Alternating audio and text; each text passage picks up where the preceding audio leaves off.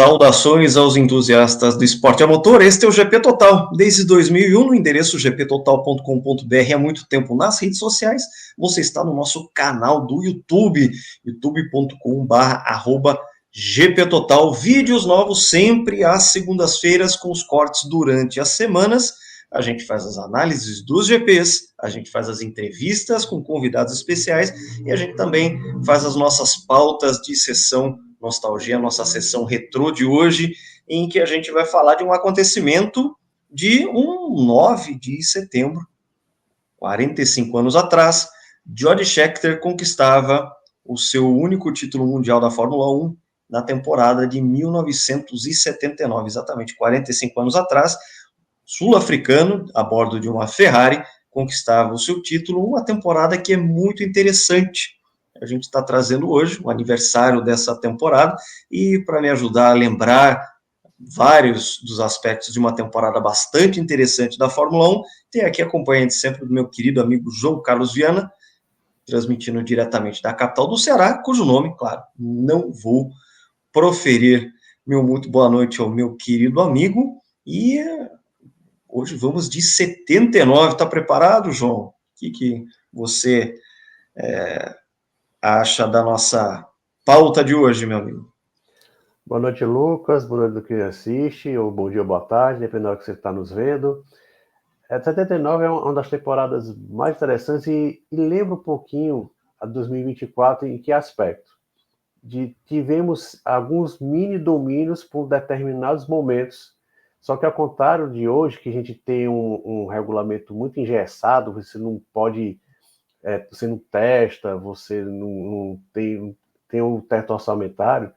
Naquela época você tinha uma liberdade de engenharia tão grande que as equipes davam pulos gigantescos, eles traziam carros novos, traziam novidades e davam grandes pulos. Em 79 foi interessante porque tivemos um início, o domínio da Ligier, eram 3 vitórias em 5 corridas, nas 5 primeiras corridas foram 3 vitórias, 2 do Jacques Lafitte e 1 do Patrick Depailler. Então a Ferrari lança seu novo carro, em Kyalami, então consegue 4 vitórias em 5 corridas. Então a Ferrari começa a dominar, 2 vitórias do Gilles Villeneuve e 2 vitórias de George Scheckter. A Renault consegue sua primeira vitória no Grande Prêmio da França. A gente vai falar um pouquinho mais dessa corrida, porque foi bem especial e também vai até fazer uma comparação com 2024 em outros aspectos. E a Renault começou a brigar pela vitória de forma constante até o final da temporada. E por último veio a Williams. A Williams foi uma das últimas equipes a ter um carro asa. Né? Todas as equipes estavam implementando o carro asa, era algo novo.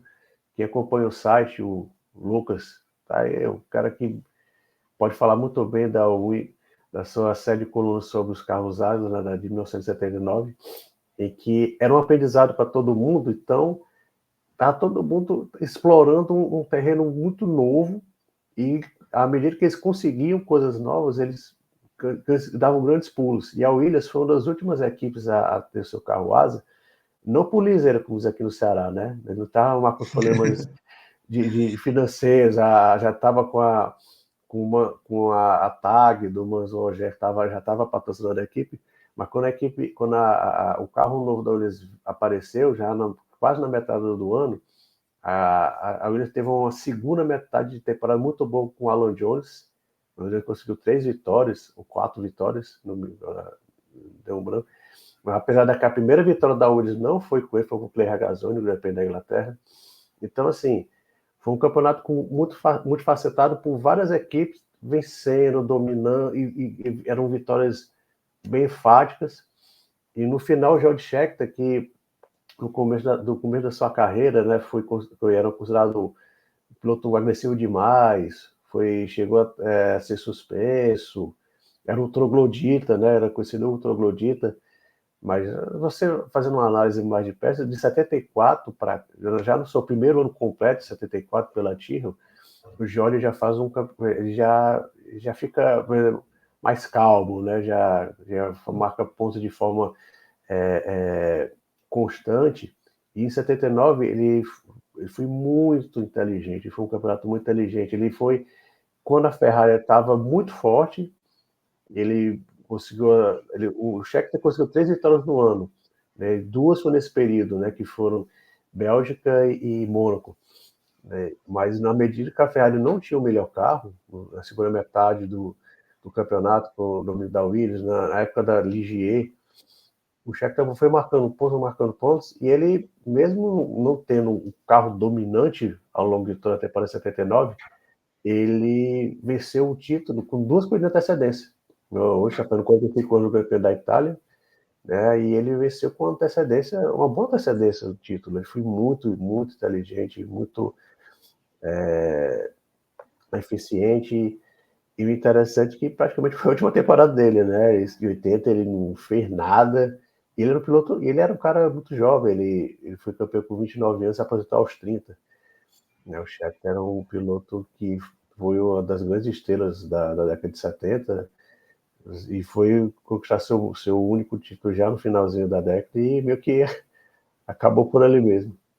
Mas o Pois 79... são várias coisas né, que chamam a atenção, né? Você passou um É, resumo bem bacana aí do que foi a temporada, e vale a pena a gente contextualizar o pós que você acabou de falar, né? Porque depois de 79, em 80, a Ferrari não fez absolutamente nada. A, a 312 T5, que era uma evolução natural da T4, que foi campeã de 79, foi campeã de construtores também, é considerada até hoje uma das piores Ferraris já produzidas, porque simplesmente não performou diante dessa loucura que era esse universo do carro asa, em que, como você mesmo disse, os engenheiros conseguiam trabalhar melhor as asas, conseguiam melhores soluções aerodinâmicas, mecânicas e davam saltos de. Hoje a gente, na Fórmula 1 atual, se fala em ganhar décimos de segundo, eles ganham segundos inteiros. Carros que ficavam de um ano para o outro 3 segundos mais rápido.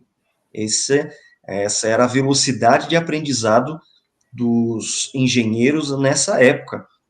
Então, a gente teve uma situação em que em 78, que foi a temporada anterior a que a gente está trazendo aqui hoje, a Lotus dominou com o seu carro asa, que era o modelo 79, e a Lotus não faz absolutamente nada em 79, nada digno de nota. Conquistou alguns pontos, alguns pódios, principalmente com o Carlos Reutemann, que mudou de equipe na hora errada, saiu da de Ferrari novo. para ir para a Lotus. Na hora errada, de 78 para 79, ele faz esse movimento errado, é histórico, a gente já sabe, né, dos movimentos do Carlos Reutemann, equipe certa sempre na hora errada, e aquele desenvolvimento do Mario Andretti da Lotus 80, das saias de comprimento total, que nunca funcionou, um projeto radical demais, que sofria do famoso porpoising, aquele quicar do carro, que até os carros atuais do regulamento atual da Fórmula 1 sofriam. Então a gente tem uma temporada de 79 que teve todo esse remeleixo, toda essa gangorra, times para cima, times para baixo, um começo que não tem a ver com o meio, que não tem a ver com o fim, e uma temporada que não tem a ver nem com a anterior, nem com a posterior. Basicamente, o Mario Andretti, ele ficou em 12º lugar no campeonato de 79. Ele venceu dominando 78. Ele podia ter vencido em 77, bom que se diga. Ele já tinha feito um campeonato muito forte em 77, com a Lotus já começando a explorar o carro asa. Foi o piloto que mais ganhou em 77. Ele conquistou Isso, mais vitórias que o Lauda, que foi campeão. isso. Aí Só que 78. muitas quebra por motor, É, quebra por acidente também. O Andretti deu umas erradas em 77, tanto que terminou em terceiro. Quem foi foi. vice-campeão em 77 foi o George Scheckter, só que com a Wolff, que era a estreante da temporada. Claro. Né? E em 78 ele dominou, como foi falado aqui, com várias vitórias. E para vocês terem ideia, ele só conseguiu um pódio na Grande Prêmio da Espanha. O Andretti foi 12º. E o Reutemann só andou na frente dele por um motivo muito simples. Ele se recusava a dar no Lotus 80, que era o novo carro da Lotus. Ele, não, vou ficar com 79. Tá muito antigo, eu prefiro ficar com esse carro aqui que eu confio, porque ele foi o piloto que mais marcou pontos pela Lotus. No final do ano ele saiu da equipe, tá meio me obrigado. O Reutemann tinha uma personalidade difícil e nunca saiu muito bem das equipes. Ele não era brigão, não era essa questão, ele não era encrenqueiro, mas ele tinha uma personalidade difícil, uma pessoa que acabou fazendo muitos movimentos, acabou pulando muito de time em time. Ele estreou na Fórmula 1 na Brabham, né, em 72, marcou pole aqui no Brasil, aquela coisa toda, né, venceu a corrida de homologação no Brasil, né, marcou pole em sua estreia na Fórmula 1, no Grande Prêmio da Argentina em 72, mas depois que ele saiu da Brabham, e ele saiu no meio de 76, no meio daquele processo sucessório do Lauda, por causa do acidente de Nürburgring, e é claro que isso criou um ressentimento do Lauda, ele dinamitou o Reutemann na Ferrari em 77, e depois disso aí o Reutemann foi pulando de galho em galho e acabou finalizando uma carreira em que ele passou perto de ganhar o título, como foi em 81 com a Williams, mas que acabou não acontecendo. Já o Scheckter, veja só, ele estava em 78 na Wolff, o Wolff não estava no mesmo nível de 77, porque 78 você já tinha essa realidade do carro asa da Lotus, já decretando obsolescência de todos os outros projetos, e a Wolff já não estava mais essa bola toda. Você tem esse movimento do Reutemann querendo ir para a Lotus em 79, abre-se essa vaga na Ferrari, e quem preenche é o Scheckter. O Lauda tinha saído ainda no fim de 77, foi contratado Villeneuve, e você tem essa crescente do Villeneuve. Né? Ele passa uma temporada de 78 ganhando milhagem, né? Ele faz um 77 ali só improvisado, tem aquele acidente em Fuji com o Ronnie Peterson, que matou espectadores, era comecíssimo de carreira do Villeneuve na Fórmula 1. 78 aprendizados, ganha no Canadá, e em 79 já é o queridinho da Ferrari, porque ele já mostra toda aquela garra, aquela combatividade, aquela pilotagem no limite, aquela coisa que arrebatou o coração italiano dos torcedores da Ferrari.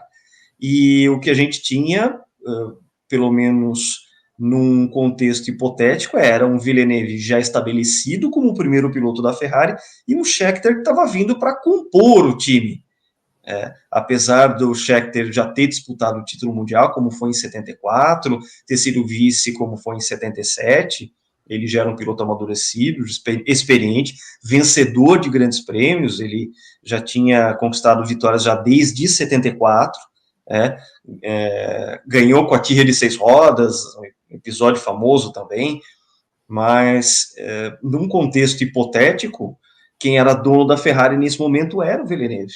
Então, a conquista do Scheckter também tem esse aspecto de ser o cara que tinha acabado de chegar no time, conseguiu fazer com que a hierarquia se voltasse para a sua preferência, como foi na segunda metade da temporada. A lembrar o sistema de pontos, né, João? Que era era um campeonato de metades.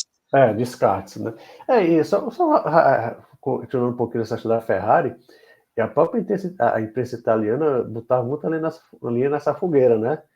O Gilles, ele apesar de estar fazendo sua segunda temporada completa, ele tinha exatamente a mesma idade do Scheckter, né? Dos dois nasceram em 50. Só que o Scheckter já era um piloto, né? Ele começou muito novo na Fórmula 1, né? Ele começou já com 22 para 23, 24 anos, que hoje pode parecer velho, mas na época era muito jovem, né? Sim. E a imprensa italiana botava assim, olha, quem vai ser o primeiro piloto, né? Então, havia essa expectativa. E o Scheckter, apesar de que, teoricamente, a equipe seria do Gilles, mas ele chegou na Ferrari meio que chegando, eu quero ser o primeiro piloto, né? Houve uma negociação, falava-se até em Ricardo Patrese, naquele momento, para a Ferrari. Então, o Scheckter era uma das estrelas e chegou meio que querendo, quero ser o número 1 aqui, né? Mas ele talvez não esperasse que o Gilles foi mais amadurecido, ele superou o Scheckter no começo do ano, né?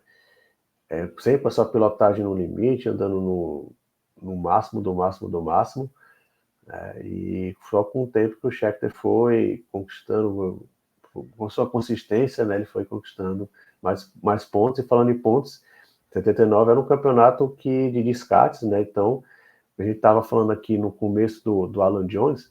O Alan Jones, ele venceu muitas corridas. Vou até pegar aqui o número correto. Ele Ele venceu venceu 4 na segunda quatro, metade. Ele venceu quatro 4 na segunda metade. corridas. O problema é que, além de ser um campeonato de melhores resultados, que normalmente você tem uma totalidade de provas, no caso de 79 eram 15 grandes prêmios, veja só comparado 24. ao que é 2024, né? 15 é como se a Fórmula 1 de hoje disputasse isso em 3 E meses. se você Né? colocar que tem 6 sprints, então temos 30 largadas, então tinha o dobro de largadas que 79. Exatamente, se for excelente perspectiva, matou a pau Né? nisso. Então você tinha até um campeonato que ainda era mais restrito, porque você tinha duas metades, que não era nem metade, que era número ímpar, mas em que você não tinha uma totalidade de provas e um número de melhores resultados, como por exemplo, a gente já discutiu aqui no canal, a temporada de 88, que foi de 16 corridas, você marcava 11 melhores resultados. 11 resultados eram válidos, que seriam os 11 melhores que você conseguisse na temporada. Porque você podia ter quebras, podia ter acidentes, né? Só que a temporada de 79, essa questão dos melhores resultados era ainda mais extrema, porque ela dividia a temporada em metades, em que você podia ter 4 melhores resultados nas 7 primeiras corridas e depois outros 4 melhores resultados nas últimas 8.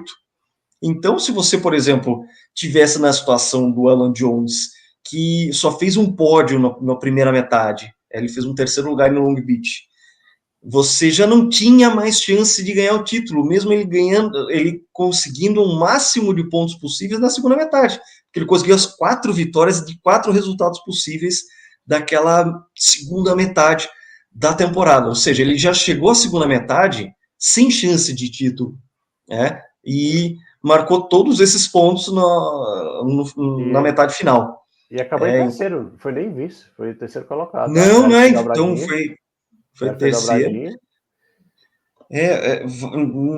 Foi uma dobradinha da Ferrari e, pelo que a gente já falou aqui, já deu para ver que teve várias equipes vencendo, equipes de domínios momentâneos, né? E isso a gente está vivendo hoje na temporada 2024, hora ganha Ferrari, hora ganha McLaren, hora ganha Mercedes, não tem mais só Red Bull ganhando. A Ferrari ganhou na consistência, nesse vai e vem de hegemonias momentâneas que a temporada de 79 ofereceu. A Ferrari foi aquela que teve mais consistência durante o ano, conseguiu lidar melhor com esse vai e vem de desempenhos, e por isso fez com que o Scheckter fosse campeão e o Gilles Villeneuve fosse o vice. Acho que vale a pena a gente falar um pouco da Ferrari 312 T4, que foi o primeiro carro asa feito pelo projetista Mauro Forghieri. Até então ele vinha naquela sucessão da linha 312, fez a primeira T em 75, o T de transversal, que é o câmbio transversal, título para o Niki Lauda. Em 78 ele já tinha um carro que era semi-asa, porque ele já estava começando a tentar esculpir a parte de baixo usando saias laterais, mas o primeiro carro, asa mesmo, só surgiu em 79. Acho que vale a pena a gente falar um pouco do carro também, né, Ju? Sim, era um carro assim desenho bem diferente, né? O T4, né? Que foi lançado já na terceira corrida em Kyalami, já com vitória, né? Com vitória do Gilles Villeneuve na casa do George Scheckter em Kyalami. Cuida que choveu, começou seco, aí choveu, aí os pilotos com aquela sensação que eles vão trocar o pneu, e o Gilles acabou, mesmo com conhecimento do Jorge, andava muito bem Kyalami, e vitória do Gilles. Ele era um carro de um desenho bem diferente, você comparar com os outros carros daquela situação, né? O pessoal até falava que ele ele não era um carro muito bonito, mas foi um carro vencedor e se tornou bonito, né? Então, era um carro. Aí tinha toda a dificuldade do Mauro Forghieri teve de transformar um motor flat 12 em um carro asa, né? Um motor Fiat 12 é um motor que ocupa muito espaço. Então, para ele fazer um carro asa livre, deu muito trabalho, mas no final deu certo. O carro foi campeão, Eu tô com dobradinha. O uma campeonato, bela imagem desse carro aqui, João. Eu até vou compartilhar a tela, mas continue falando. mas era um carro que no final deu tudo, ganhou tudo, né? Mundial de Construtores e dobradinha entre os pilotos. Né?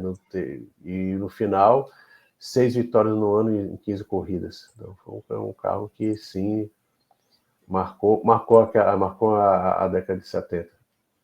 Olha só que carro interessante, um carro muito diferente de desenho, né? O desenho E bem que, distinto, né? E aí, a lembrar, sim, né? A Michelin, você está vendo aí bem de Michelin, no aerofólio traseiro, né?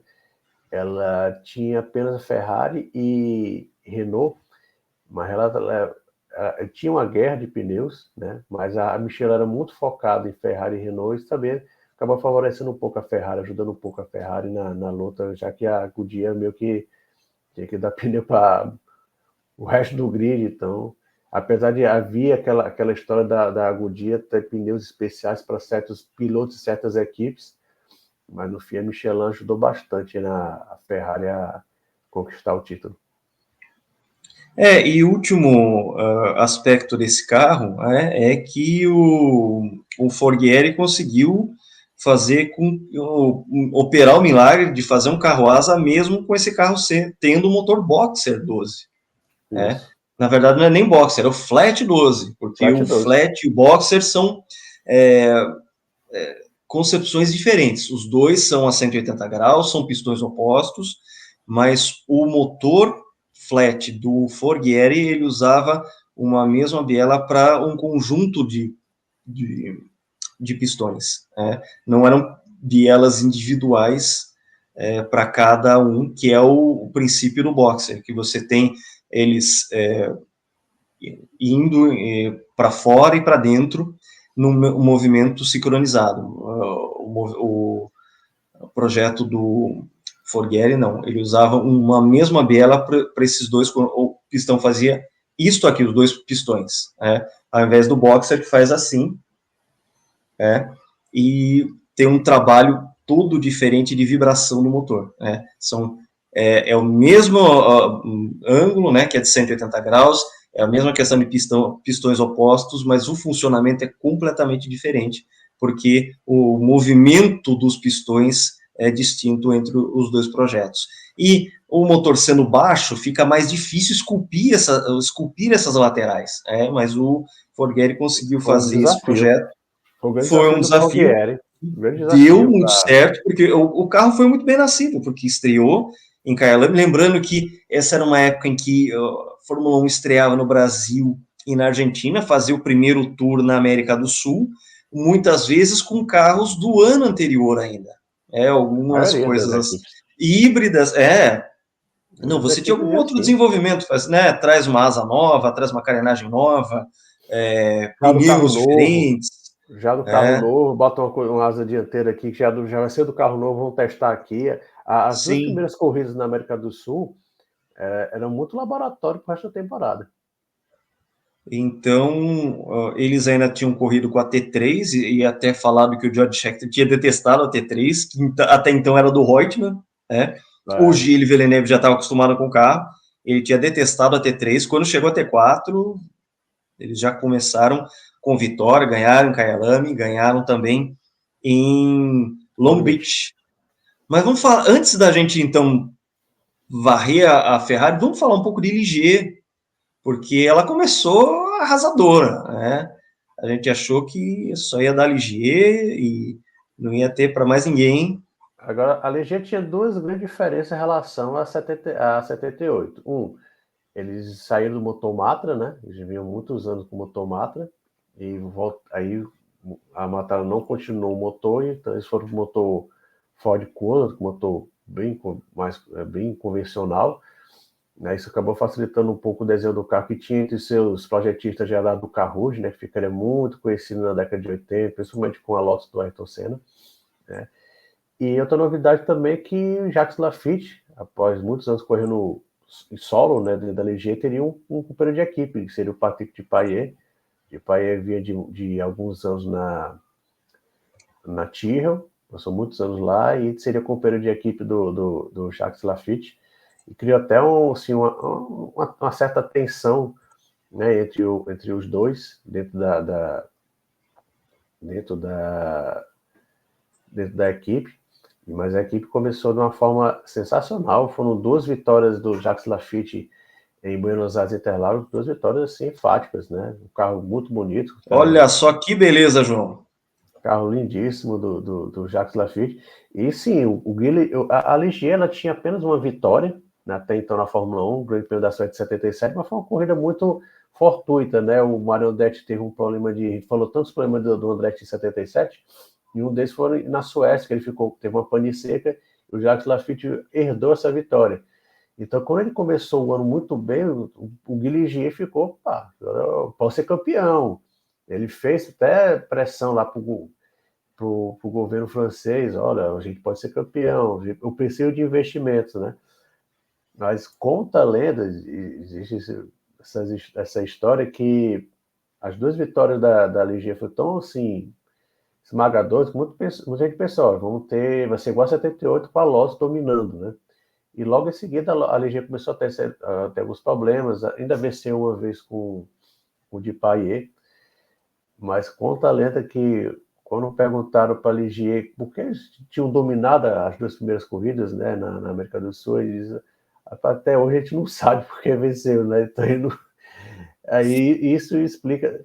Também naquela época você não tinha tanto conhecimento, principalmente conhecimento do efeito solo. Você vê que é um carro, você abaixo dos Titanes, do 26, né, tem a asa ali, a famosa que chamavam de mini saia, que o efeito solo, o carro asa, era um papai branco que estava sendo desenhado, então era um terreno desconhecido que as equipes estavam desbravando Pois é, não era simplesmente você pegar um chassi que você já tinha, você já tinha, né, aquela banheirona de alumínio, na época era alumínio, não era carbono ainda. Carbono é de 81 para frente, a partir do projeto da McLaren. Não era simplesmente pegar, esculpir umas laterais que dê baixa pressão, criar a zona de baixa pressão, bota essa saia, a saia a cinza está em bastante destaque nessa foto, né? E pronto, você tem um carro asa. Não, todas as forças descendentes, toda a penetração aerodinâmica, escoamento de ar, era tudo muito diferente, tanto que várias equipes tentaram pegar chassis que elas já tinham, né, fazer essas laterais esculpidas e não deu certo. Uma delas foi inclusive a McLaren. Pegou aquele carro que era o M26, que era sucessor do M23, do título do Emerson e do Hunt, e não deu nada certo. Eu vou falar para você, em 78, as únicas equipes que tinham conseguido fazer isso foi a Wolf, com um sucesso bastante limitado, mas quem realmente conseguiu em 78 pegar um chassi que ela já tinha e atualizar como um carro asa, semi-asa, foi a Copersucar, que teve o seu melhor ano Copersucar, né, como Copersucar, o nome Copersucar. O Emerson chegou em segundo em Jacarepaguá, fez um monte de pontos, chega em quarto na Holanda, marcou 17 pontos ao fim da temporada. Nem a McLaren conquistou esses pontos em 1978. Tá? E a gente teve... O M26 era um carro tão ruim que ele praticamente aposentou o James Hunt. O James Hunt ele saiu da equipe da McLaren no final de 78. E conta que ele, quando ele foi para o Wolf, no lugar do Scheckter, ele já foi dizendo, ó, pessoal, eu venho, mas já fiquem sabendo que eu vou abandonar a carreira no final do ano. E o Hunt nem esperou o final do ano e abandonou no meio da temporada. Então, o que se fala é que o Hunt topou ir para o Wolf, né?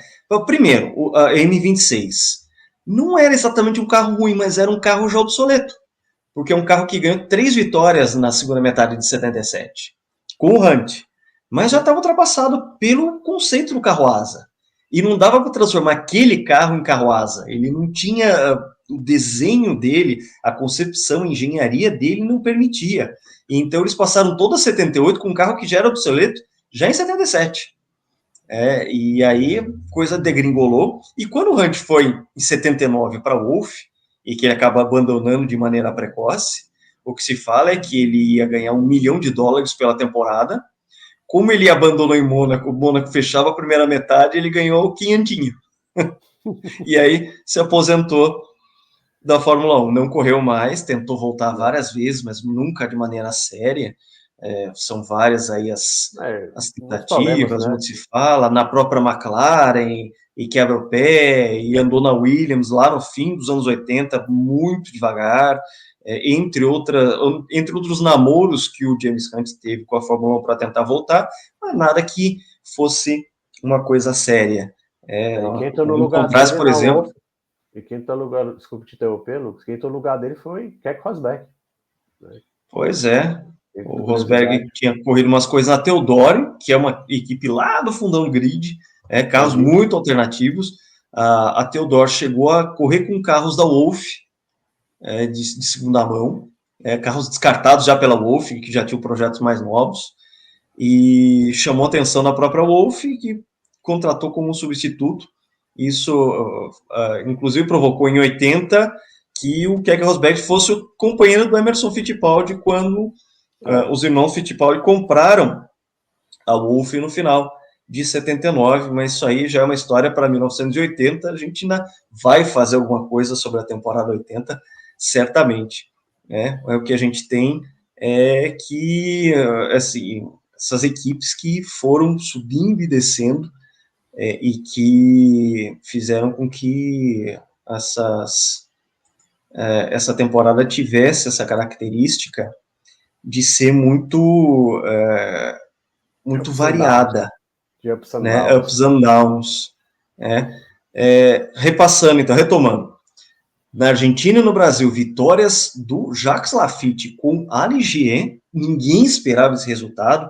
Todo mundo esperava, a Lotus terminou arrasadora no fim de 78, deve começar ganhando, não ganhou absolutamente nada. Até pontuou algumas coisas no primeiro terço da temporada, mas o restante da temporada, praticamente nada. O Carlos Reutemann fez até uma primeira metade decente. Ele teve 4 pódios, e mais um quarto lugar, que ele acabou descartando. Então, a primeira metade, tudo bem. Agora, na segunda metade, o Reutemann simplesmente não pontuou. Por quê? Porque a Lotus já também não estava mais competitiva. O que mostra aí que... E o Reutemann insistiu no 79, né? Ele não queria ir no 80 de jeito de maneira, né? E então, teve outra equipe que também insistiu no Lotus 79, criou uma Lotus 79 azul. De quem que eu tô falando, João? Tyrrell, tinha o Pierre Jarrier. E o detalhe que o Jarrier foi contratado, olha, é algo interessante. Quando o Ronnie Peterson morre, né, no GP da Itália, o piloto que a Lotus contrata para o lugar do Peterson nas últimas corridas foi o Jean-Pierre Jarrier. Ele anda muito bem, tanto em Watkins Glen como em Montreal. Em Montreal ele quase venceu, ele que estava na liderança quebrou, e o Gilles Villeneuve conseguiu sua primeira vitória na Fórmula 1. E um dos motivos do quem tinha contratar o Jean-Pierre Jarrier é porque ele fez uma Copa tão descarada do Lotus 79, de não, vou trazer o Jarrier, porque como ele andou muito bem no Lotus 79, então ele deve andar bem na minha Tyrrell aqui.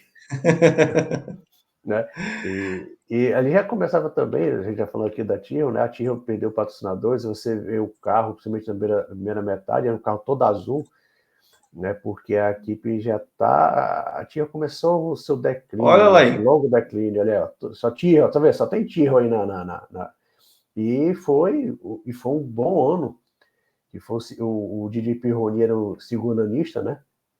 Ele fez a primeira temporada de 78, 79 ele começou a conquistar pódios, ele fez uma temporada muito marcante, o Didier Pironi nesse ano de 79 com esse carro. O problema de você criar o carro campeão de 78 é que o campeão de 78 já estava defasado em 79, então a Tyrrell já criou um carro que... Não, mas se você comparar que ele tinha feito em 78, tá bom demais, né? Mas veja só que curioso, né? A Tyrrell acabou fazendo menos pontos que a Lotus no final da temporada. A Lotus terminou em quarto lugar na temporada com 39 pontos, a Tyrrell terminou em quinto com 28. basicamente, o Jarrier não andou menos, fez menos pontos que o Pironi, no final das contas, né? Teve esse detalhe. E a Tyrrell, ela começou o ano até com problemas financeiros, a ponto que a gente ia pensar seriamente e nem terminar a temporada. Aqui a equipe Pois já. é. Ela começou muito. A foto que o Lucas colocou aí, você vê, não tinha nenhum patrocinador. Lá pro meio do ano que ela conseguiu passar daquela Candy, que é até italiana, que melhorou um pouquinho a situação, mas era uma equipe já começando a ter os problemas financeiros que marcaria toda a década de 80 da Tio, 80 e 90. Sim, sim.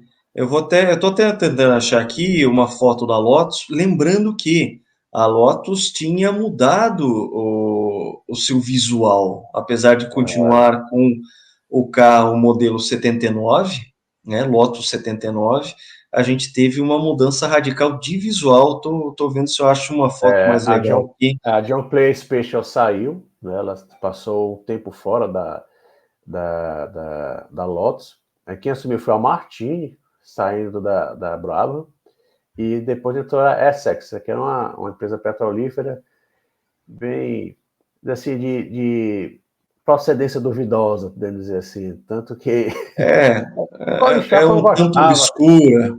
Colin Chapman gostava dessas coisinhas assim, meio estranhas, dinheiro fácil demais, não importa como vinha, e, e o conceito, como o Lucas falou, né? Faltando para falar um pouquinho que o Lucas disse, o Colin Chapman tem toda outro pulo do gato, né? Com o carro. Ele dizia que o carro era todo asa, o carro era todo uma asa, ele não ia precisar nem de aerofólio, nem ia precisar de aerofólios, era um carro muito revolucionário, mas que infelizmente deu muito errado, né? E acabou que, como eu falei aqui, o Reutemann não queria nem saber desse carro de Não, jeito o nenhum. que se fala, isso aí é bem colocado, que o Reutemann fez um teste, falou assim, esse carro é inguiável, eu não vou guiar mais esse carro, não insista, tá? E, olha, o carro, a Lotus 79, ano 79. É, Belo é, carro, um carro ficou beleza. muito bonito nesse visual É, Martini. Eles é, pegaram o British Racing Green, isso. que a É gente porque é um. lembra, né? Quando a Martini realmente teve a sua estreia na Brabham, a Brabham era branca com essas faixas tradicionais da Martini, essas faixa em vermelho e esses dois tons de azul, esse azul mais ciano e o azul marinho. E quando virou Alfa Romeo, a Brabham ficou vermelha. E aí, quando a Martini foi patrocinar a Lotus, já tinha saído da Brabham, a Brabham estava com patrocínio da Parmalat, eles pegaram o British Racing Green, o verde de corrida inglês, e ficou esse visual que ficou muito bonito. E o Mario Andretti aí com seu belíssimo Simpson Bandit, esse capacete aí da era espacial, era Star Wars, parece um capacete de Stormtrooper, e que também completa esse visual diferente aí de final dos anos 70. Anos 70 foi muito do design, era uma estética toda particular dos anos 70. Você vê Mas que a não é um Lotus, carro preto, né? Não é um carro preto que marcou toda a década de 70 da Lotus, né? Era um carro verde, um verde bem escuro, musgo quase, né? Então, é um carro belíssimo, o Tissot, o Martini, é um carro lindíssimo, mas que infelizmente a Lotus passou muito longe de fazer o que ela fez em 78. vou até dar um destaque no Bandit aqui, ó, do nosso amigo Mário Gabriele Andretti. E o Negócio Andretti muito legal. já com seus 39 anos também, né? Já não era nenhum, já não era menino em 79, já não era menino. É, Tá? 39 anos já, então. Mas é incrível como o Mário ele permaneceu fiel à Lotus, né? Ele começou na Lotus, né? A Lotus estava muito em baixa, foi desenvolvendo o carro. A Lotus ficou, né, com o Lotus 80 muito mal, mas ele insistiu, ficou testando o carro, correu e jogou essa temporada fora.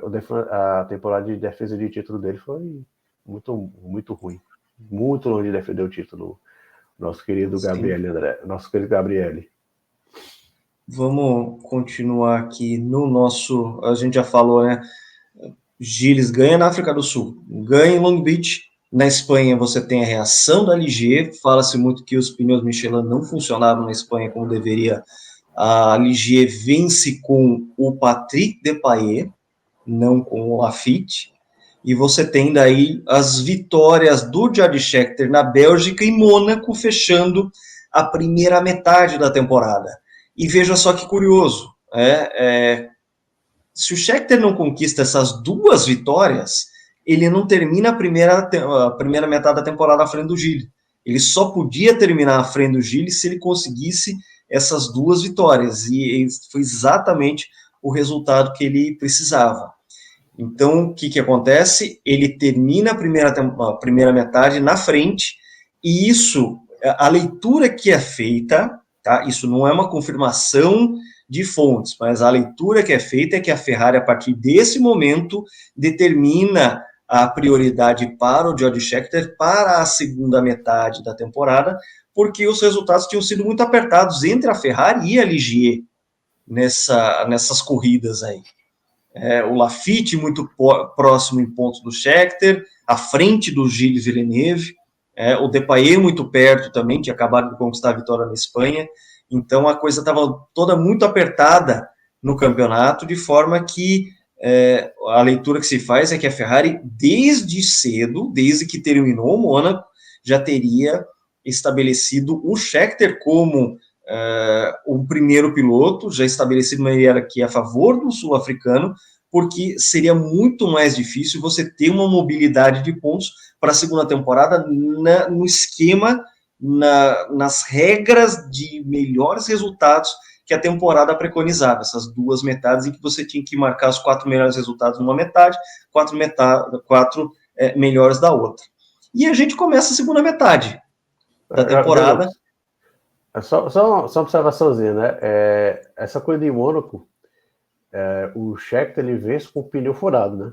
Ele estava com a liderança boa na frente em primeiro, e de repente ele começa a perder rendimento, e quem tinha colado nele seria Clay Regazzoni, já mostrando a evolução da Williams, que se ficaria cristalina na segunda metade da temporada, que você vai começar, e lhe interromper, agora você vai... Como está no raciocínio aí, Lucas? Desculpa te interromper. É que a segunda metade começa na França e com este garoto aqui, ó. RS10. Saudoso Jean-Pierre Jabouille e a Renault Turbo. A gente tem a primeira vitória de um carro turbo na Fórmula 1, no Grande Prêmio de Dijon de 79. Um fato que consolida aquela que seria a era seguinte à era do carro asa, que já é uma sub-era da era aerodinâmica da Fórmula 1, as asas que tinham nascido lá em 68 de maneira muito primeva, foram sendo desenvolvidas, veio o carro asa em 77, e em 79 a gente estava tendo esse auge, essa loucura toda de desenvolvimento desse conceito de carro asa. E em meio a isso, a gente teve o desenvolvimento de motores. A lembrar que essa Fórmula 1, ela tinha duas fórmulas possíveis de motores. Ou você fazia um motor 3.000 centímetros cúbicos aspirado, ou você fazia um motor com a exata metade de litragem, 1,5 litro, 1.500 centímetros cúbicos, com indução forçada. Podia ser uma indução feita por blower, por compressor, ligado a polia, ligado a virabrequim, como era antigamente nos anos 50, ou então por turbo. E a gente já vinha vendo a engenharia do turbo nos anos 70 sendo desenvolvida, carros como o Porsche 911 Turbo, Porsche Turbo de Le Mans, carros como o BMW 2002 Turbo de rua. Então você já tinha alguns carros que começavam a ter essa nova tecnologia. A Renault viu uma oportunidade nisso, estreou em 77 no Grande Prêmio de Silverstone, todo mundo deu risada, achou que aquilo era experimental, que aquilo só quebrava, fazia aquela fumaça branca, foi apelidada de chaleira amarela. O negócio é que as piadinhas simplesmente acabaram esse dia em Dijon. Mas a gente, apesar toda a histórica vitória do primeiro motor turbo na Fórmula 1, isso ficou um pouquinho de segundo plano por causa da briga pelo segundo lugar. E a gente vai falar novamente de 2024, né, que a gente fala tanto dos famigerados track limits. O que seria track limits para Gilles Villeneuve e René Arnoux nas últimas voltas do Grande Prêmio da França de 1979, no dia 11 de julho? Não foi em julho, eu vou lembrar a data, foi em julho, que entrou para a história da Fórmula 1 como a disputa mais famosa. Acho que a disputa mais famosa de posição da história da Fórmula 1 foi essa disputa entre Gilles e René Arnoux. É tanto que você procurando no YouTube, você encontra as últimas voltas, até em português, por sinal narrada aqui no Brasil por Léo Batista, e que você simplesmente não vê o Jabuí. O Jabuí só aparece levando a bandeirada e já volta para disputar a segunda posição do René Arnoux e o Gilles. Foi uma disputa histórica, belíssima. De João Penal, um circuito curto, que era o circuito que a Renault testava muito, né? E o René Arnoux teve problemas, né? Chegou a cair algumas posições e foi para cima do Gilles, e o Gilles não é assim não. Mas foi uma disputa histórica, mitológica, então foi que entrou para os anais da Fórmula 1. Não, hoje é tal coisa, né? A gente tem situações que simplesmente não combinam com a era atual, né?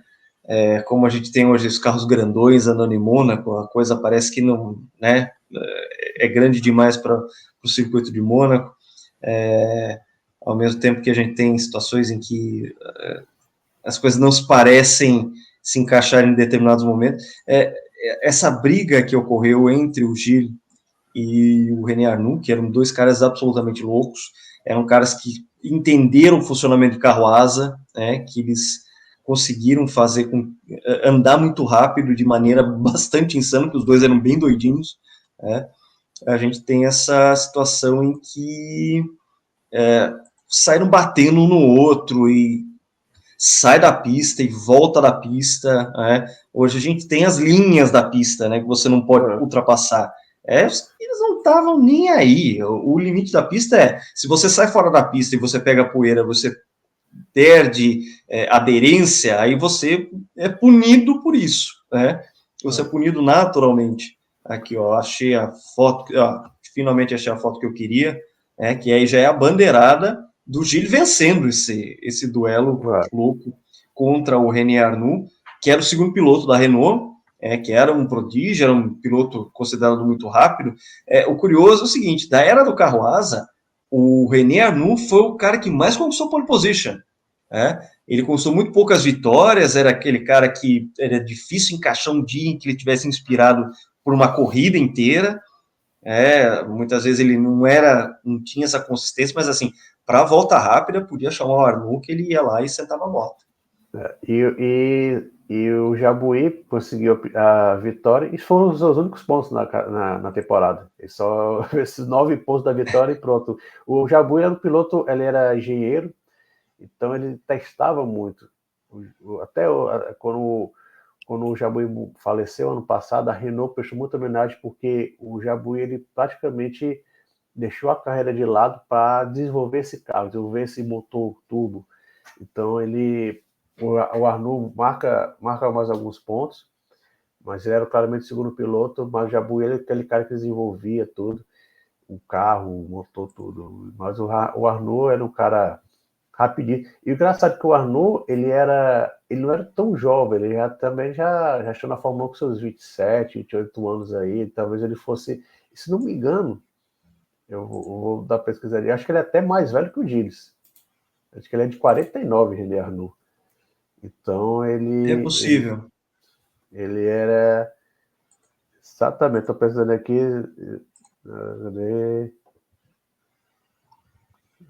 mas ele já não era tão novo assim. Ele é de 48, então ele já tinha 31 anos nessa disputa aí com com o Gilles. Né? E foi um marco importante, de qualquer maneira, porque a partir de então a Renault ela se tornaria um player muito importante no resto das corridas. Ele sempre estaria na briga por vitórias, por poles. Ele não teve mais nenhuma vitória, mas teria poles, estaria na briga por vitórias. Todas as O corridas. Jabouille ainda ganha a Áustria em 80. Não, falando em 79, mas em sim, sim.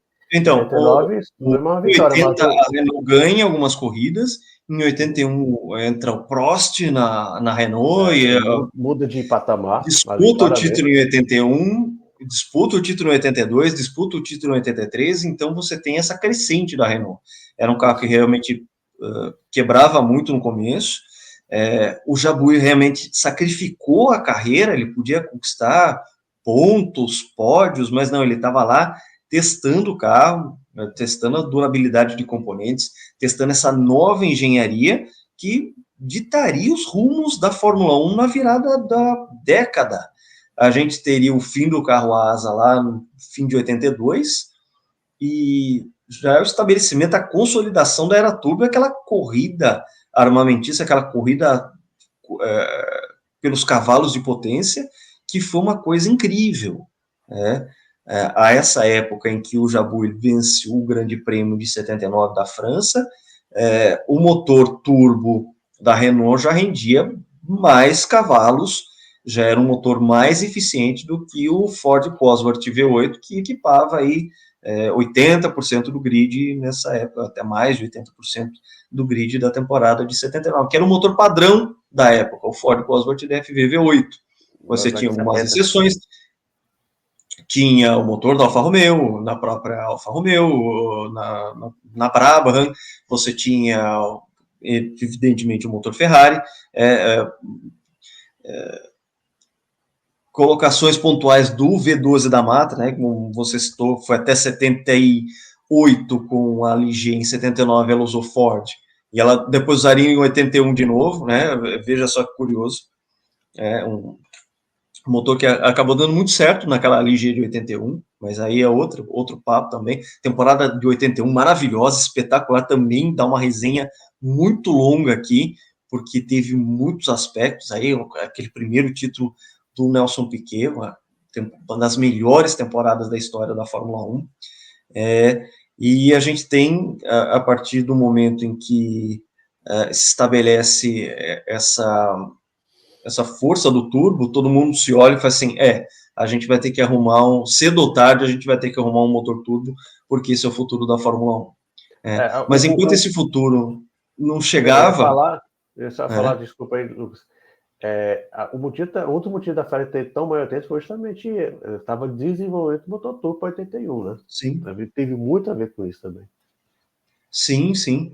Mas enquanto o motor turbo não chegava, quem começou a dominar a temporada foi esse carro aí, ó. O FW07 de Alan Jones. E o curioso, como eu falei lá atrás, né, que a primeira vitória da Williams não foi do Jones. O Jones venceu 4 corridas na segunda metade do ano, mas a primeira vitória foi do Clay Regazzoni, no Grande Prêmio da Inglaterra, em Silverstone. O Jones liderou boa parte. Na verdade, Jones e Jabouille lideraram boa parte daquela corrida, mas quebraram, a vitória acabou por Clay Regazzoni, já com os seus 40 anos. Sendo o primeiro piloto a vencer correndo com o carro da Williams. E a Williams, né, é bom que se frise, né, o Frank Williams faleceu recentemente. Ele era na década de 70 era meio que acho que vamos fazer uma comparação como o Giancarlo Minardi, né, foi para a década de 80 e 90, era um chefe de equipe que estava ali meio que teimoso, mas não tinha condições. O Frank Williams conseguiu algumas parcerias na década de 70, a parceria não dava certo, mas em 77 para 78 ele conseguiu. Você vê acima do 27 do carro do Jones, ali, tem algumas palavras em árabe ali, né? Então ele conseguiu patrocínios árabes que foram todos os demais patrocínios aí são árabes. A Saudi Airlines está na TAG, que é do Mansur Ojeh, que é um egípcio radicado na Inglaterra, né? É um anglo-egípcio. A Al-Bilad, que era uma holding da família Bin Laden. Família Bin Laden. Pois é. que é Então, com origem no Salem Bin Laden, que é parente direto, sim, do terrorista lá, do Torre Gêmeas, etc e tal. Não vou Osama nem Bin falar o Laden. nome para não derrubar o vídeo, tá? Mas dos atentados de 11 de setembro, exatamente, tá? É da minha família, só que, claro, ele era o maluco da família, o terrorista, enfim, né, É, assassino, e, mas interessante, né, Lucas? Só para justamente por causa das costumes árabes, né, o Jones, assim como o Regazzoni, eles não estouravam champanhe, né? Era na base da água, tinha todo esse detalhe, né? Por respeito aos patrocínios que ele, era os servido árabes, água servindo mineral água. para os É, vencedores da Williams nessa é. época. E justamente ele falou, a partir da segunda metade da temporada, o Williams começou a empilhar a vitória, a Renault começou a entrar na briga, enquanto isso Ferrari e principalmente a Legião foram ficando para trás. Agora o diferencial foi que o Scheckter continuou e foi muito consistente nesse momento do campeonato, né, das vitórias do Jones. E é só um destaque também que uma das vitórias do Jones foi em Zandvoort, no Grande Prêmio da Holanda, que teve a famosa loucura do Gilles, né? O Gilles teve muitos momentos marcantes em Ah, 79, sim. que foi em 79, ele estava brigando com o Alan Jones pela vitória, ele saiu da pista e quebrou a suspensão e tentou voltar para os boxes da Ferrari em 3 rodas, uma cena muito, muito, muito famosa da Fórmula 1, né? Da sua história, principalmente na década de 70. E foi numa briga com o Alan Jones. Né? A Ferrari já não estava. A Williams era o melhor carro. É como o Márcio falou recentemente sobre a temporada 2024 sobre a McLaren, né? Provavelmente vai ser o campeão do próximo ano. Então, você via que a Williams seria campeão no ano seguinte. Ela já tinha um carro, já era superior àqueles demais carros. E curiosidade, foi um dos últimos a chegar. Então, muito provavelmente o Patrick Head já sabia, tinha um know-how das demais equipes, né, e foi o último a chegar, então já trouxe um carro muito envolvido, muito à frente dos demais e dominou. Mas, como você falou, por causa da matemática do regulamento da época, o Jones, quando ele começou a vencer, ele já sabia que não tinha chance nenhuma de título. Era uma situação bastante curiosa, porque realmente era isso. Você começa a segunda temporada com o melhor carro, você ganha tudo que é possível dessa segunda metade, você conquista 100% do que é possível da segunda metade, mas você não tem chance de título, né? E veja só que curioso, né? O Jones engata uma bela de uma sequência de vitórias aí, mas tem uma corrida que a Ferrari consegue andar melhor, que é justamente o Grande Prêmio da Itália. Ela consegue ganhar em casa e você tenha estabelecido finalmente, e aí sim foi estabelecido, um quadro hierárquico em que o Scheckter vence a corrida, vence o Grande Prêmio da Itália, sagra-se campeão, fato que ocorreu aí esses 45 anos atrás, com o Gilles Villeneuve comboiando o seu companheiro de equipe, acatando as ordens de equipe. Que é a famosa história, né? E antes da corrida, o Gilles o Gilles tinha chances sim de título, né?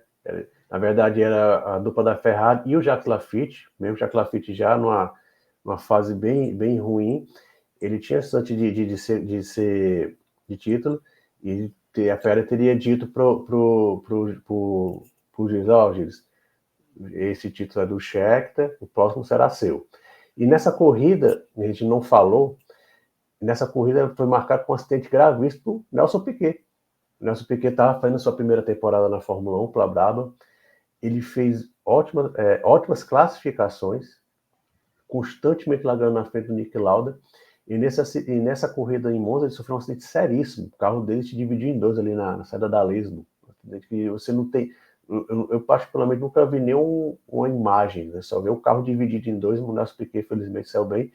O Nelson Piquet que sofreu muito com a falta de confiabilidade da Brabham daquele ano, que era tão ruim que o Nick Lauda se encheu. A gente vai falar um pouquinho com mais detalhe disso.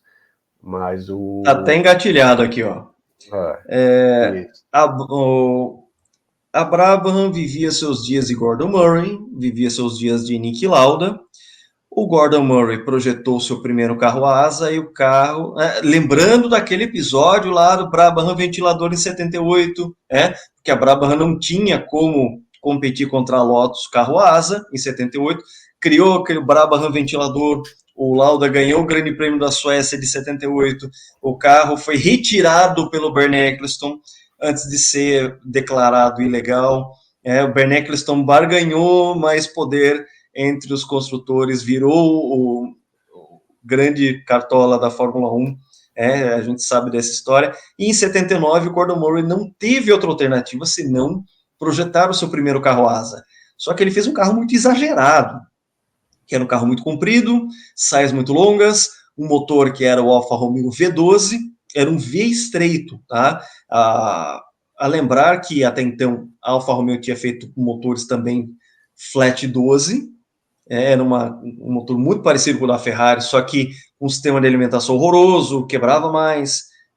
John Watson teve uma temporada 77 horrorosa, uma coisa que eu, inclusive, já escrevi no GP Total, tem um texto meu sobre isso. E em 79, a Alfa Romeo faz um novo motor, que é um V12, um V bem estreito, a 60 graus, que é justamente para você poder fazer uma asa enorme embaixo do carro.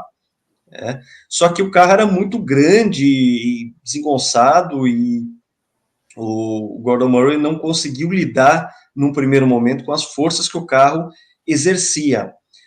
Até que no fim do ano, a Brabham se livra do contrato de fornecimento da Alfa Romeo e o Gordon Murray tem que fazer às pressas um carro novo, com motor Cosworth e aquela configuração que é o padrãozão de todo mundo. E eis que esse carro, chamado BT-49, estreia já na América do Norte, e você tem a grande curiosidade dessa imagem, e eu peguei essa imagem, não é por acaso, essas aí são as últimas voltas de Niki Lauda antes de abandonar a Fórmula 1 em 79, ele só voltaria lá em 82. Ele abandonou no meio da sessão de treinos. Semana, foi um negócio, no meio do final de semana. E conta a lenda, né? É engraçado que ainda tem muitas essas histórias assim, meio loucas, né? E quando o Niki Lauda. Foi um negócio no meio do treino livre e chegou pro Bernie, ó, não quero mais correr, e foi embora. Aí conta-se a lenda que colocaram no alto-falante do circuito, ó, tem algum piloto que disponível. Com capacete, né? Alguma coisa assim, né? E para você ter ideia, quem correu no lugar dele foi o argentino Ricardo Zunino, e ele usou ele tinha o tamanho do parecido com o do lado, ele usou o macacão e o capacete do lado. Não, vai, corre aí. O negócio não vou mais usar mesmo. Um negócio meio louco, né? Mas essa história da Brabham é muito da Ligier, né? Quando a Ligier sai do V12 Master, de coisa, começa muito bem o ano, né? E a Brabham, quando ele se livra do Alfa Romeo, que por sinal a Alfa Romeo, no meio dessa temporada, ela começa a ter sua equipe própria, com a equipe do Carlo Kit, da Auto Delta, eles começam a fazer as primeiras corridas com o Bruno Giacomelli,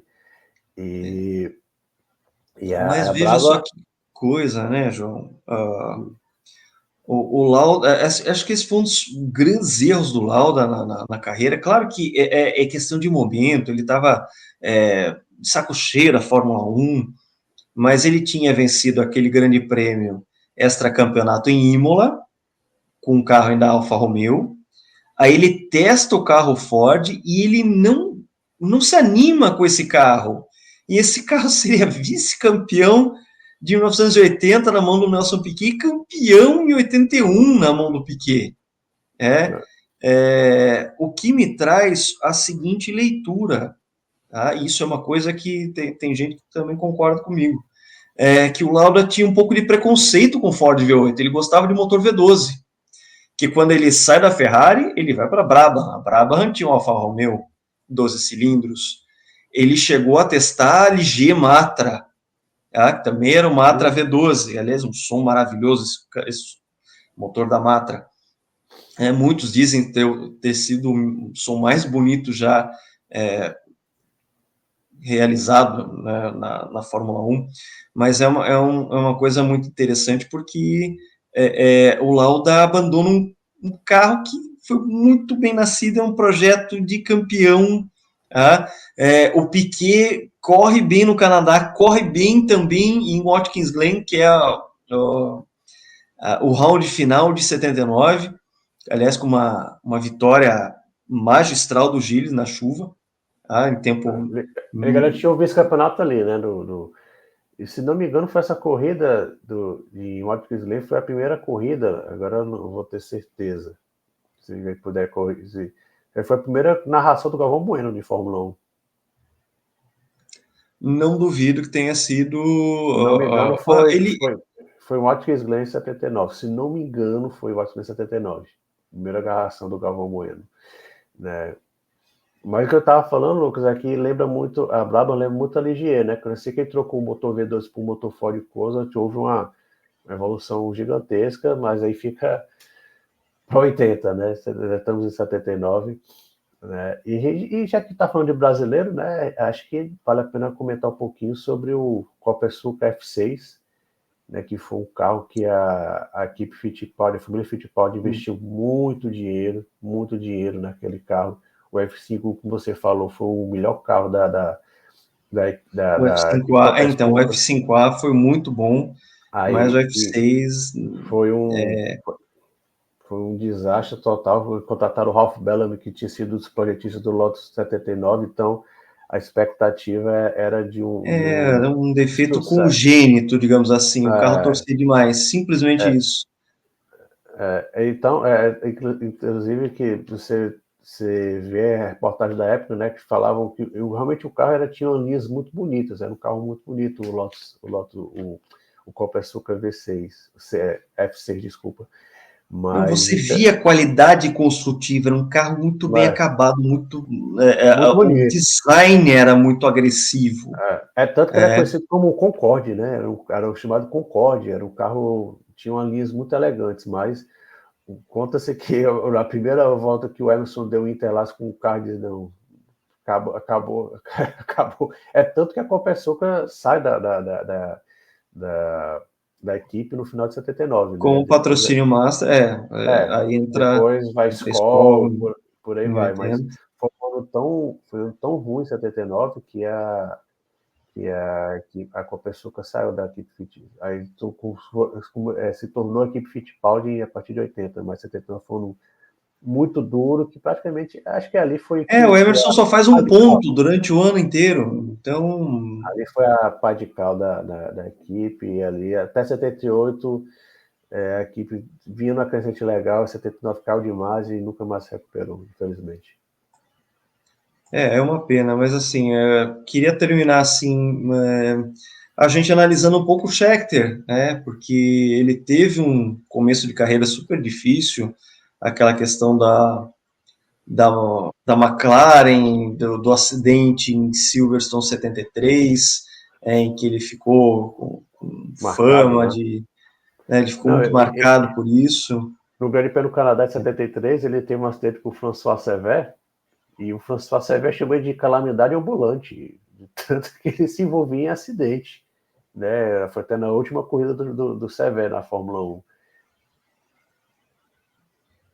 E eles seriam companheiros de equipe em 74, o Sever acaba morrendo lá em Watkins Glen em 73, a gente não tem a concretização dessa, né, o Sever xingando, e ele mal sabia que o Scheckter seria o companheiro de equipe dele para o ano seguinte, mas porque assim, 45 anos atrás, um sul-africano, ou seja, também um cara outsider, né, tá vindo aí de um país que, apesar de ter automobilismo, porque eles tinham inclusive Fórmula 1, né, campeonato sul-africano de Fórmula 1.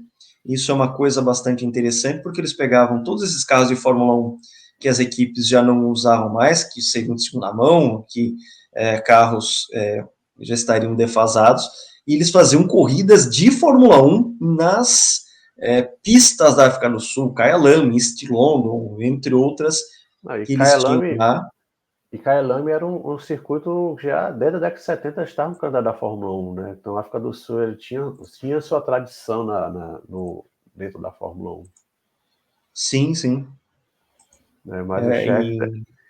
Mas o Scheckter, felizmente, ele se recuperou. Ele foi um dos grandes pilotos da década de 70. Ele chegou na Ferrari. Ele chegou para a Ferrari para ser campeão. E apesar de ter o Gilles, um piloto já, como você falou, Lucas, o queridinho já da equipe, o Jorge soube conquistar. Ele ficou muito amigo do Gilles, né? Até o final da vida do Gilles, eles eram super amigos, se davam super bem. Mas no final ele conseguiu o seu sonho, né? Foi campeão. E como eu estava até conversando antes de começar antes da gravação, o que chama a atenção nesse campeonato do George Scheckter é que ele foi muito inteligente, ele foi muito, muito sagaz. Ele soube levar o carro a marcar pontos. A Ferrari não vai ganhar aqui, eu vou chegar em terceiro, vou chegar em quarto. Então, se você pegar o total de pontos, o bruto, o Jorge ele conquistou 9 pontos a mais. Ele ainda tinha uma boa diferença para o Gilles. Ele marcou 17 pontos a mais que o Alan Jones, mesmo o Alan Jones teve conquistado mais vitórias do que ele. Então o Jorge foi muito inteligente nessa sua campanha de 79, que ele valeu o título. E merecido, foi dos destaques, das estrelas. Pena que meio que, não sei, acho que ele desmotivou com o título. E o próprio carro de 80 que foi a pior defesa de título da história da Fórmula 1. E não se pode culpar o Scheckter. O Andretti foi ruim, o Scheckter foi da pior. Ele chegou a não se classificar para uma corrida em 80. Então é uma situação pesada para um campeão que estava defendendo o título. Mas no final mas eu celebrar até 79, o Scheckter era merecedor, foi muito inteligente e foi legal para a Fórmula 1, um piloto como o George Scheckter sendo campeão em 79. Scheckter, que é bom lembrar, ele foi meses atrás, ele foi muito lembrado porque ele colocou sua coleção de carros de Fórmula 1 à venda.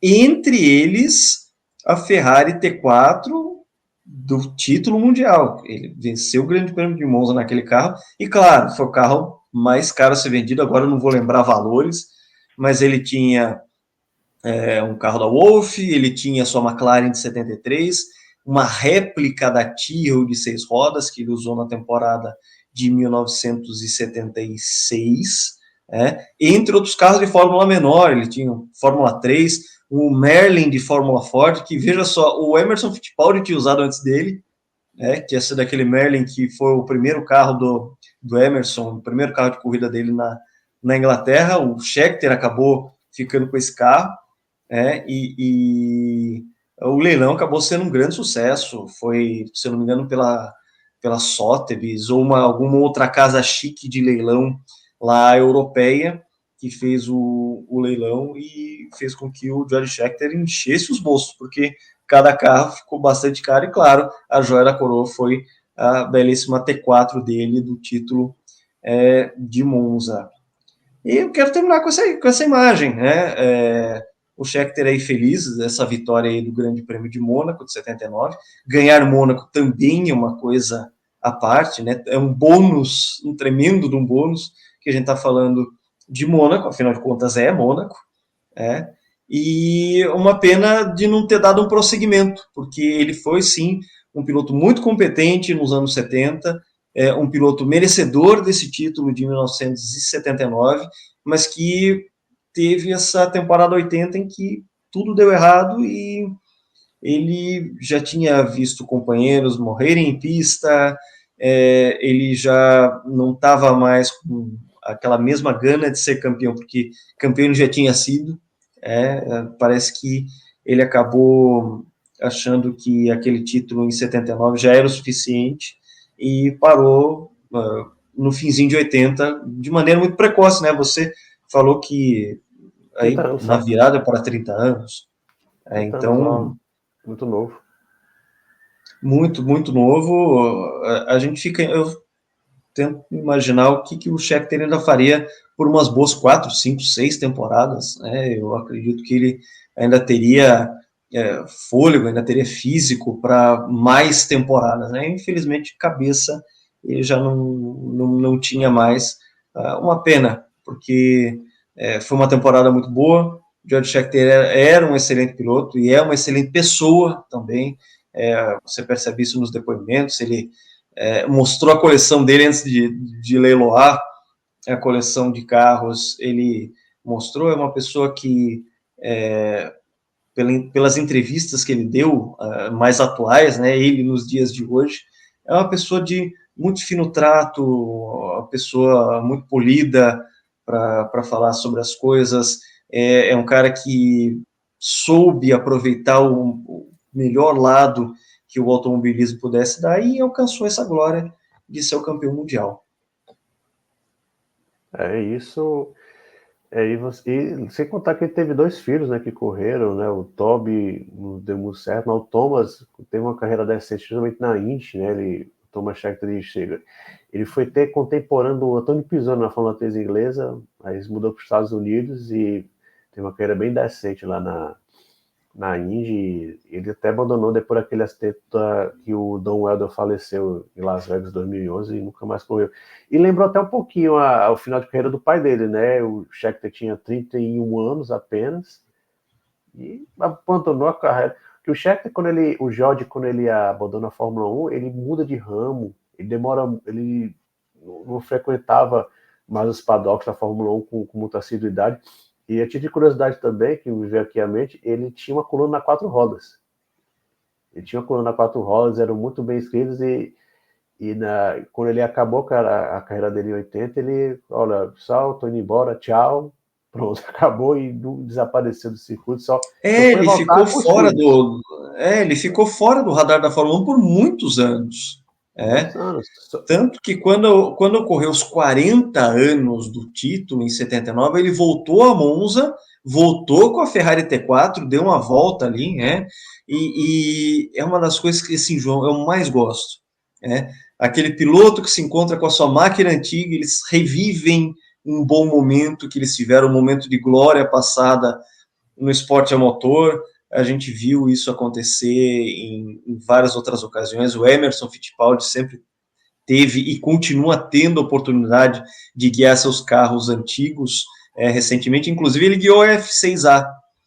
O único chassi que eu sei que ainda é possível de correr. O Emerson experimentou recentemente, pilota as Lotus 72, McLaren M23, está sempre em Goodwood, né? Está tendo Goodwood, o Festival of Speed, perdão, o Revival, o Festival of Speed é a subida de montanha. O Revival, que todo mundo se veste de maneira retrô, né, anos 50, anos 60, o Emerson está sempre por lá em Goodwood. É sempre legal ver pilotos reunidos com as suas velhas máquinas, revivendo seus melhores dias para apreciação do público. Né? A gente só pode admirar, passados tantos anos, essas coisas acontecendo. Mas é isso aí. O Scheckter, ele parece, apesar da agressividade dele, ele deixou muitos amigos na Fórmula 1. O Gilles era muito amigo dele. As pessoas normalmente falam muito bem dele naquela época. Viva Scheckter, viva os 45 anos da temporada de 1979. E com essas considerações, a gente encerra aqui mais uma live do GP Total. Muito obrigado, querido amigo João Carlos Viana, por estar aqui comigo. Eu, João Carlos Viana e Jorge Scheckter, para falar sobre a temporada de 1979. Se você chegou até aqui, deixe sua curtida, assine o canal, notificações, caso você ainda não tenha feito isso. Espalhe para os seus colegas, seus amigos, espalhe em grupos de WhatsApp, nosso canal do YouTube. A gente faz sempre conteúdo aqui com muito carinho. Este é o GP Total. Grande abraço a todos e Até a próxima!